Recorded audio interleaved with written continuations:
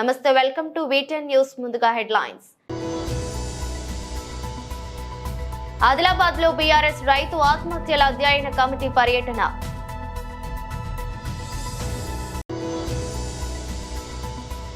భారతరత్న కర్పూరి ఠాకూర్ జయంతి సందర్భంగా ఆయనకు నివాళులు.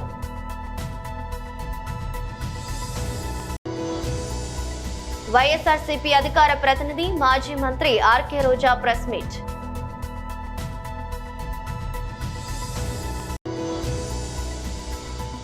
దిల్ రాజు ఇంట్లో కీలక పత్రాలను స్వాధీనం చేసుకున్న ఐటీ అధికారులు.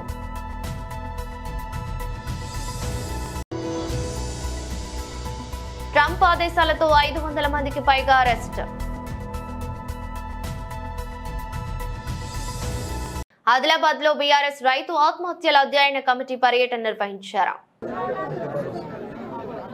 ప్రశాంతంగా నిద్రపోయేటువంటి రైతు ఇవాళ ఆందోళనతో కూడినటువంటి జీవితాన్ని గడపవలసి వస్తూ ఉంది. కరెంట్ వచ్చేది నమ్మకం ఉండదు, పెట్టుబడి వచ్చేది నమ్మకం ఉండదు, రుణమాఫీ అయ్యేది నమ్మకం ఉండదు, బోనస్ వచ్చేది నమ్మకం ఉండదు, పంటల కొనుగోలుకు నమ్మకం ఉండదు, పంటలకు పత్తి కానీ మక్క కానీ ఇంకే పంట కానీ మద్దతు ధర రాదు. ఈ అనిశ్చిత పరిస్థితి రైతుకు ఉండేటువంటి ఆత్మవిశ్వాసాన్ని దెబ్బతీస్తున్నది, రైతుకు ఉండేటువంటి ధైర్యాన్ని దెబ్బతీస్తున్నది.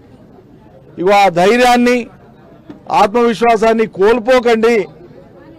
మనం పోరాటం చేసి తెచ్చుకున్నటువంటి తెలంగాణ ఇది. తాత్కాలికంగా ఈ ప్రభుత్వం ఈ ఇబ్బందులు పెడుతుండవచ్చు, మనం జాగ్రత్తగా లేని కారణంగానో ఆ రోజున్న ప్రత్యేక పరిస్థితులలో దుష్ప్రభావాలను దుష్ప్రచారాలను నమ్మబట్టో మనం సర్కారును చేజార్చుకొని ఇలా పశ్చాత్తాపడుతున్నాం. దానికి పరిష్కారం చావులు కాదు, దానికి పరిష్కారం మాట ఇచ్చి నిలబెట్టుకోలేని ఈ సర్కారును నిలదీయడము, పోరాటం చేయడమే మనం చేయాల్సిన పని తప్ప ధైర్యం వీడొద్దు అని చెప్పి ఈ బాధిత కుటుంబాలను చేరుకొని వాళ్ళను ఓదార్చి తెలంగాణలోని అన్ని జిల్లాల్లో ఉండేటువంటి రైతాంగానికి మా పార్టీ తరఫున కానీ రైతు సంఘాల తరఫున కానీ ఒక గట్టి నమ్మకాన్ని భరోసాని ఇచ్చి ముందుకు సాగుదామని చెప్పడానికే మేము పర్యటన పెట్టుకున్నాం. మా పార్టీ తరఫున వేసినటువంటి ఈ కమిటీ బృందం అంతా కూడా 9 మంది ఈరోజు ఇక్కడికి రావడం జరిగింది. మొట్టమొదటి ఆదిలాబాద్ జిల్లాలోని బోత్ నియోజకవర్గంలో ఉండేటువంటి ఈ నేరేడుగొండ మండలం, అదేవిధంగా గుడిహత్నూరు మండలం ఇటు రావడం జరిగింది. ఇక్కడ ఉండేటువంటి ఈ తండా మా స్థానిక శాసనసభ్యులు శ్రీ అనిల్ యాదవ్ గారు ఇక్కడికి తీసుకొని వచ్చినారు. ఇక్కడ ఉండేటువంటి ఈ తండాలో నేరేడుగొండ తాండా చనిపోయినటువంటి రైతు, దురదృష్టవశాత్తు చనిపోయినటువంటి రైతు గజానంద్ గారు, మరి వారు రుణమాఫీ కాని పరిస్థితులలో వేదనకు గురై ఆయన భార్య చెప్తా ఉంది, ఎందుకు చనిపోయినమ్మా, ఏం అవసరం వచ్చింది అంటే, మరి దురదృష్టం సార్, పొలంలోనే చనిపోయిండు, అన్నే మందు తాగి చనిపోయిండు, పత్తి చేలో చనిపోయిండు, మందు తాగి చనిపోయిండు. ఎందుకు అంటేనంటే రుణమాఫీ కాలే, కాకపోతే ఎందుకు చనిపోవాలి, మనం ఆగాలి, ధైర్యంగా ఉండాలి కదా అంటే, లేదు సార్ బ్యాంకు వాళ్ళు వచ్చి 1-2 సార్లు అవమాన పరిస్థితి అంటే తట్టుకోలేక చనిపోయిండు అని చెప్పి ఆమె కంటతడి పెడుతూ, 3 చిన్నపిల్లలు ఉన్నారు, మా మామ కూడా చనిపోయిండు, మా అత్త ఆమె నేను ఇద్దరమే ఉన్నాం, మాకు ఇక మగ దిక్కు లేదు ఇంటికి, మరి ఈ పరిస్థితి అని చెప్పి ఆమె బోర్న విలపించడం మమ్మల్ని అందరినీ కూడా కలిసివేసింది. ఇటువంటి బాధిత కుటుంబాలు వాళ్లకు ధైర్యాన్ని ఇస్తూనే, వాళ్ళకు సానుభూతి తెలుపుతూనే, స్థానికంగా ఎక్కడికక్కడ మాకుండే పార్టీ యంత్రాంగం వారి వారి పరిధులలో వాళ్ళని ఆదుకుంటూనే ప్రభుత్వం మీద ఒత్తిడి తీసుకొని వచ్చి ఇచ్చిన మాట కట్టుబడి ఉండాలి, ప్రజలను భవిష్యత్తులో ఇంకా వంచవద్దు, లేదంటే ప్రజలు పోరాటం చేయక తప్పదు అనేటువంటి విషయాల్ని చెప్పడానికే మరి మేము ఈ రోజు పర్యటనకు రావడం జరిగింది. భారతరత్న కర్పూరి ఠాకూర్ జయంతి సందర్భంగా ఆయనకు నివాళులర్పించారు. ఈరోజు దేశవ్యాప్తంగా భారతీయ జనతా పార్టీ ఆధ్వర్యంలో భారతరత్న కర్పూరి ఠాకూర్ గారి యొక్క జయంతి ఉత్సవాలను నిర్వహిస్తూ ఉన్నాం. వారు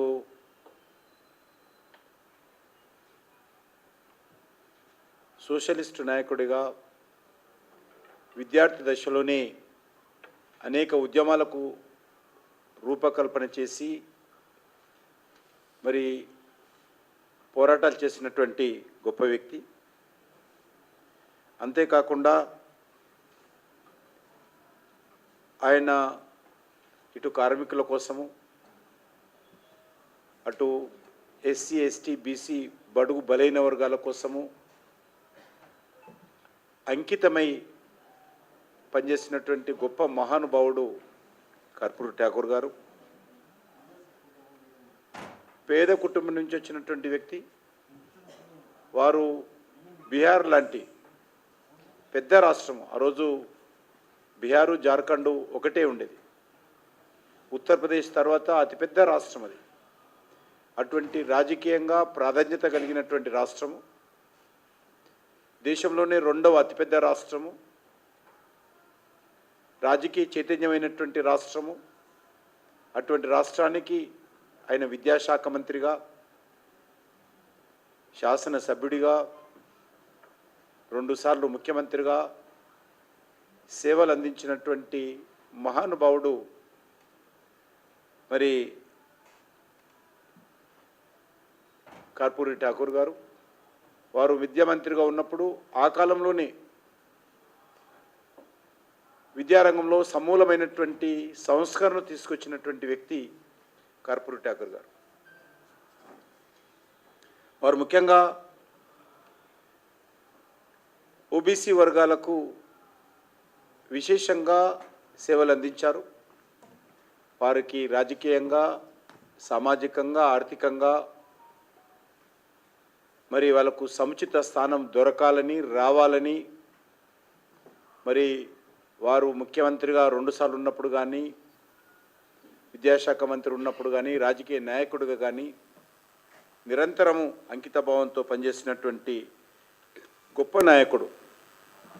ఒక పేద కుటుంబం నుంచి, ఒక చిన్న సామాజిక వర్గం నుంచి వచ్చినటువంటి వ్యక్తి. మరి ఆయన ఆ రోజే ప్రజానాయకుడు, అంటే జననాయకగా గుర్తింపు తెచ్చుకున్నారు. ఈ పార్టీ ఆ పార్టీ అని కాదు, యావత్ సమాజం ఆయనను ఒక ప్రజానాయకుడుగా, జననాయక్ అనేటువంటి పేరుతో పిలిపించుకున్నటువంటి గొప్ప మహానుభావుడు. అంతేకాదు, వారు విద్యార్థి దశగా ఉన్నప్పుడే వైఎస్ఆర్సీపీ అధికార ప్రతినిధి మాజీ మంత్రి ఆర్కే రోజా ప్రెస్ మీట్ నిర్వహించారు. తండ్రి కొడుకులు ఇద్దరు అక్కడికి పోవటం మనం గమనించాం. అంటే వీళ్ళు ఈ యొక్క దావోస్కి వెళ్ళి పెట్టుబడులు తేలేకపోవడానికి కారణం ఏంటంటే ఈరోజు అందరి మధ్యలో ఒకటే, ఈ లోకేష్ రెడ్ బుక్ పాలనే దీనికి కారణమని.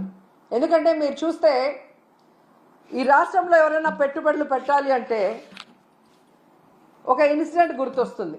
ముంబై నుంచి ఒక జూనియర్ ఆర్టిస్ట్ని తీసుకొచ్చి ఏ విధంగా ఆవిడతో తప్పుడు కేసులు పెట్టించి జిందాల్ లాంటి పారిశ్రామికవేత్తల్ని బెదిరించి బ్లాక్మెయిల్ చేశారు.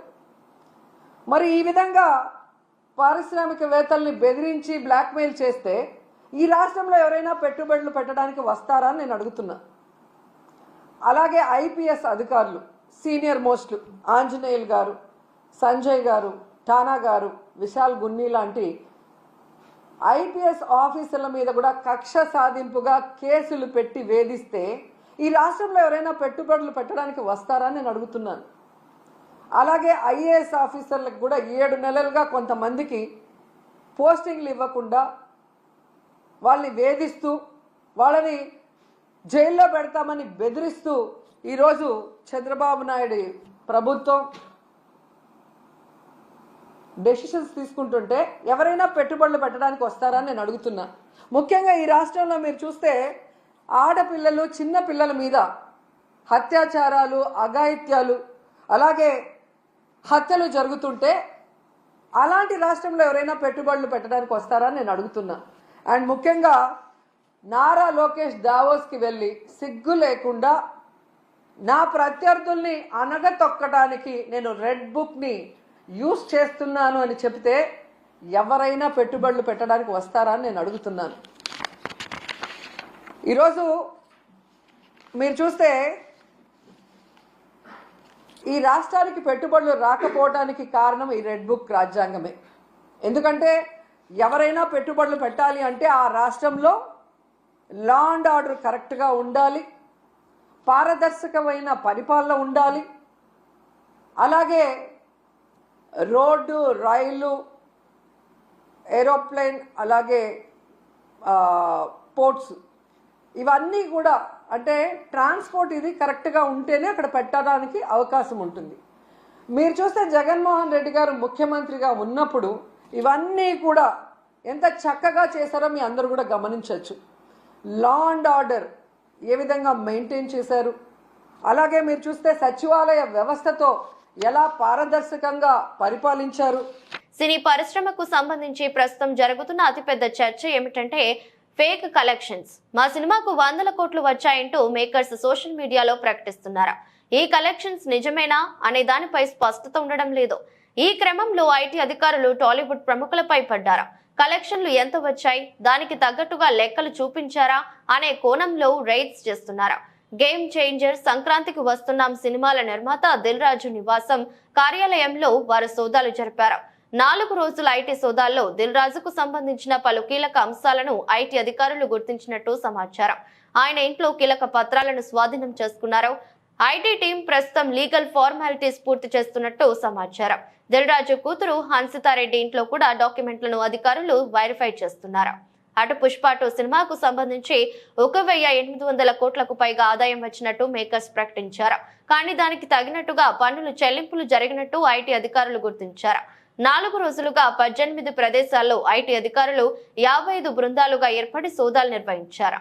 అమెరికా అధ్యక్షుడిగా ప్రమాణ స్వీకారం చేసిన వెంటనే 100కు పైగా ఎగ్జిక్యూటివ్ ఆర్డర్లపై సంతకం చేసిన డొనాల్డ్ ట్రంప్ తన 4 ఏళ్ల పాలన ఎలా ఉండబోతుందో స్పష్టంగా వెల్లడించారు. దేశంలో అక్రమంగా ఉంటున్న వారిపై ఉక్కుపాదం మోపుతామనేది ఆయన ఆర్డర్లలో ఒకటి. దానికి తగ్గట్టుగానే ట్రంప్ ఆదేశాల మేరకు అమెరికా వ్యాప్తంగా 500 మందికి పైగా అక్రమ వలసదారులను పోలీసులు అరెస్ట్ చేశారు. 100 మందిని అమెరికా నుంచి డిపోర్ట్ చేశారు. ఈ విషయాన్ని white house media secretary Karoline లెవిట్ వెల్లడించారు. ట్రంప్ బాధ్యతలను స్వీకరించినప్పటి నుంచి ఇప్పటి వరకు 538 మంది అక్రమ వలసదారులను అరెస్ట్ చేశారు. వీరంతా లైంగిక నేరాలు, మాదక ద్రవ్యాల రవాణా, ఉగ్రవాదం తదితర కేసుల్లో నిందితులుగా ఉన్నవారే. ప్రమాణ స్వీకారం చేసిన అనంతరం ట్రంప్ ప్రసంగిస్తూ గత 4 ఏళ్లలో బైడెన్ ప్రభుత్వంలో అక్రమ వలసదారులు పోటెత్తారని చెప్పారు.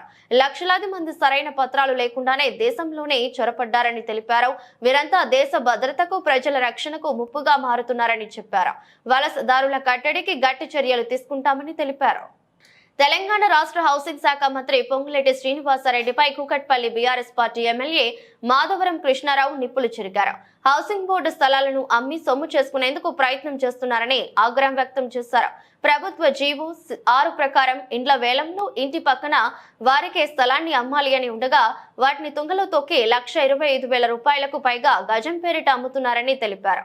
మాస్టర్ ప్లాన్ ఉన్న విధంగా కాకుండా అమ్మకాలు జరుగుతున్నాయని తాము చెప్తుంటే పోలీసులను ఉపయోగించి తెల్లవారుజాము నుండి హౌస్ అరెస్ట్ చేయడం ఏమిటి అని ప్రశ్నించారు. తాను కూడా వేలంపాటలో పాల్గొనేందుకు గాను డీడీ సైతం తీశానని, ప్రస్తుతం పోలీసులు తనని వేలంపాటలో పాల్గొనేందుకు అనుమతించడం లేదంటూ అసహనం వ్యక్తం చేశారు. కాంగ్రెస్ పాలనలో భూములను అమ్ముకోవడమే తప్ప కాపాడే పరిస్థితి లేదని అన్నారు. అధికారులు సైతం ప్రజలను మోసం చేసే విధంగా మాస్టర్ ప్లాన్ కు అనుగుణంగా అమ్మకాలు చేయకుండా ప్రజలను తప్పుదోవ పట్టిస్తున్నారని, వారిపైన కూడా సంబంధిత అధికారులకు ఫిర్యాదు చేస్తామన్నారు. కేపీహెచ్బీ కాలనీ ఉన్నటువంటి ల్యాండ్లను సుమారుగా 74 ప్లాట్లను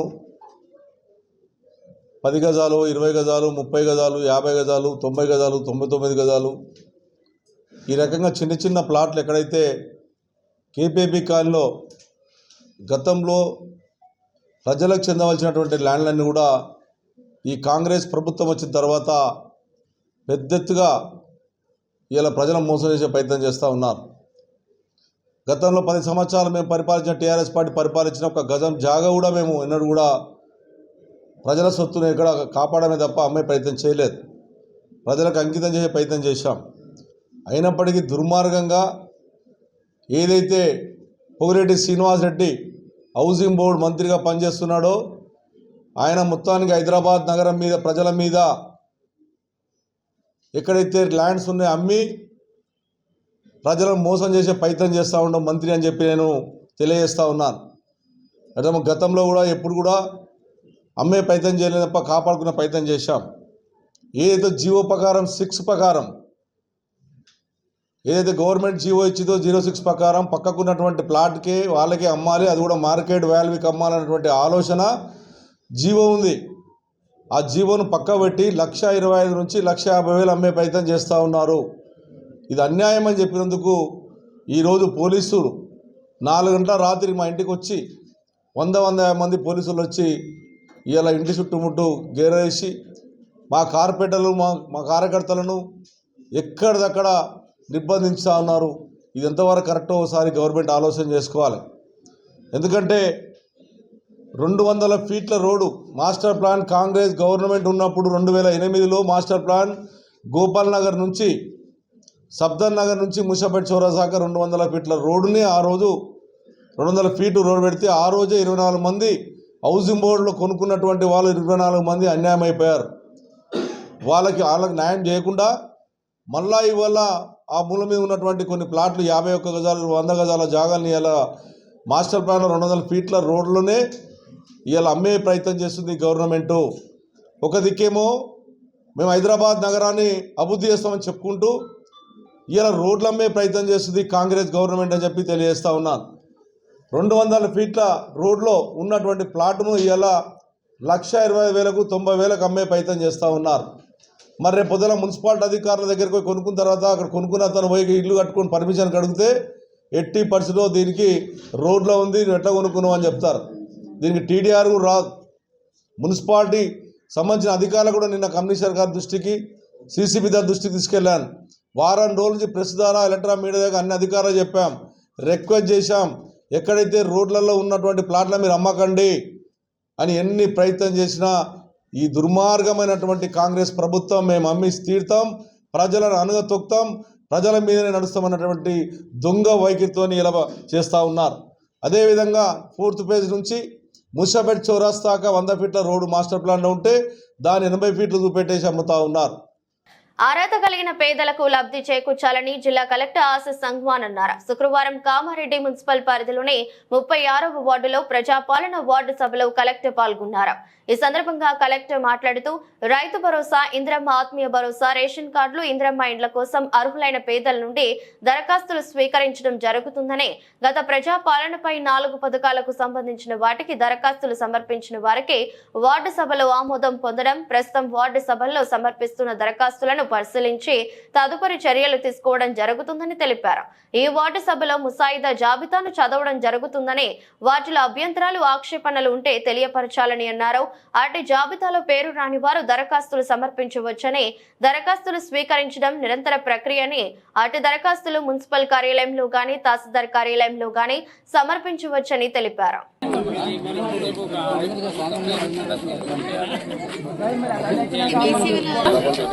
నెక్స్ట్ లిస్ట్ లో కూడా మీ పేరు ఒకవేళ రాకుంటే మళ్ళీ ఇలాగే క్యాంప్స్ పెడతారు, మళ్ళీ దరఖాస్తులు తీసుకుంటారు. ఇది కంటిన్యూ ప్రాసెస్. మన గవర్నమెంట్ ఉన్న రోజులు ఇది కంటిన్యూ ప్రాసెస్. అందరికీ కూడా ఖచ్చితంగా రేషన్ కార్డులు, ఇల్లులు వచ్చే వారికి కూడా గవర్నమెంట్ కృషి చేస్తుంది అని చెప్పి ఈ సందర్భంగా తెలియజేస్తూ, మరి ఈ రోజు మనందరి గురించి ఇక్కడ విచ్చేసిన మన కలెక్టర్ సార్ గారికి కూడా ధన్యవాదాలు తెలియజేస్తూ ముగిస్తున్నాను. థ్యాంక్ యూ సార్ గారు. ఇప్పుడు ఇక్కడికి వచ్చినటువంటి పౌరులను ఉద్దేశించి మాట్లాడుతున్నాను. ఈరోజు కామారెడ్డి మున్సిపాలిటీ వార్డ్ నెంబర్ 36లో వార్డ్ సభకి విచ్చేసిన గౌరవ మున్సిపల్ చైర్పర్సన్ ఇంద్రప్రియ రెడ్డి గారికి, ఇక్కడ local councillor garu, RDO garu, municipal commissioner garu, municipal officials, government 4 schemes గురించి డిస్కషన్ నడుస్తుంది. సో ఇక్కడ రైతు భరోసా అండ్ ఇంద్రమ్మ ఆత్మీయ భరోసా గురించి ఇక్కడ అప్లికేబుల్ లేదు municipality. So ration cards and Indiramma ఇళ్ళు కోసం ఏమైనా డ్రాఫ్ట్ లిస్ట్ ఉంది, అది డిస్ప్లే కూడా చేయడం జరిగింది, ఇక్కడ చదువుతారు.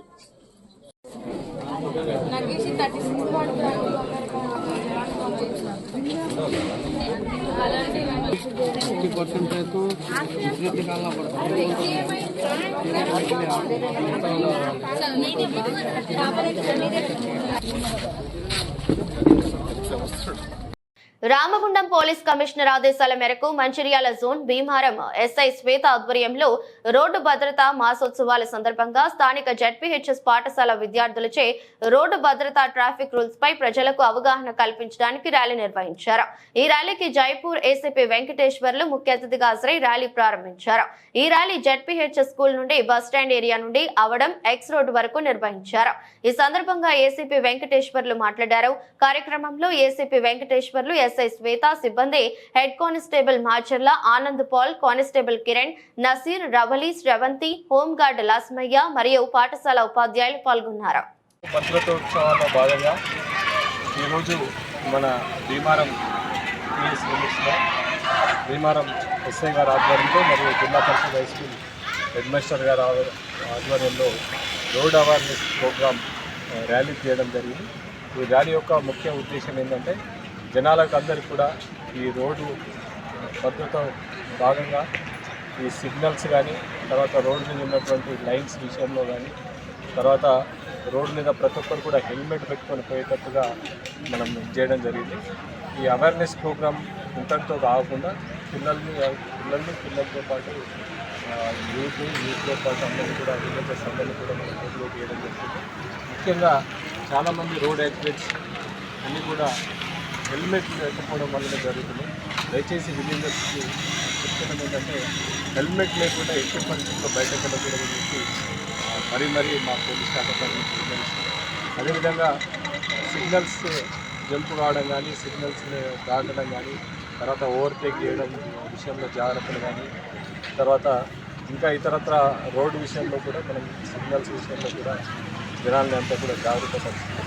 ఇందులో ప్రజలంతా కూడా భాగస్వాములై మీరంతా కూడా క్షేమంగా ఉండాలని చెప్పి ఇంటికి బయటకు వెళ్ళిన వ్యక్తి సురక్షితంగా ఇంటికి పోవాలంటే దేవుడితో పాటు మనం హెల్మెట్ని కూడా నమ్ముకొని ముందు పోవాల్సిందిగా కోరుతున్నాం. దీనిలో పాల్గొంటున్నటువంటి విద్యార్థులకు, తర్వాత ఉపాధ్యాయులందరికీ కూడా పేరు పేరున ధన్యవాదాలు తెలియజేస్తున్నాం. ఇప్పుడు హెడ్ మాస్టర్ గారు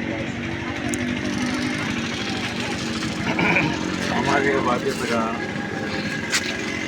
స్వీకరించి పోలీస్ డిపార్ట్మెంట్ వాళ్ళు, ఎస్ఐ గారు వాళ్ళు తిన్నాము. ఇది సామాజిక స్వరూపం కలిగిస్తాం. చాలా సంతోషం. ఈ సామాజిక స్వరూప అంటే దానిలో ముఖ్యంగా ఏంటంటే రోడ్డు భద్రత ఉండడం అనేది చాలా ముఖ్యం. వ్యక్తి మీద వారి కుటుంబం ఆధారపడి ఉంటుంది, కుటుంబం మీద సమాజం ఆధారపడి ఉంటుంది. ఈ సామాజిక బాధ్యతగా దీన్ని స్వీకరించి ముందుకు రావడం అనేది చాలా సంతోషం. ఈ సందర్భంగా వారికి కృతజ్ఞతలు. వార్తలు ముగించే ముందు మరోసారి హెడ్లైన్స్. ఆదిలాబాద్ లో బీఆర్ఎస్ రైతు ఆత్మహత్యల అధ్యయన కమిటీ పర్యటన.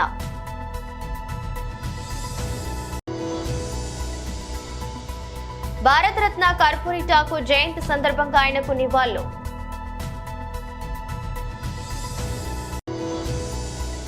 వైఎస్ఆర్సీపీ అధికార ప్రతినిధి మాజీ మంత్రి ఆర్కే రోజా ప్రెస్ మీట్.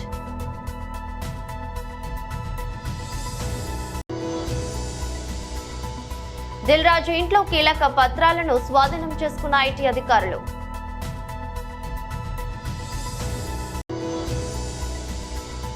ట్రంప్ ఆదేశాలతో 500 మందికి పైగా అరెస్ట్. ఇది రోజు బులెటిన్. మరో బులెటిన్లో మళ్ళీ కలుద్దాం. అంతవరకు సెలవు. నమస్కారం.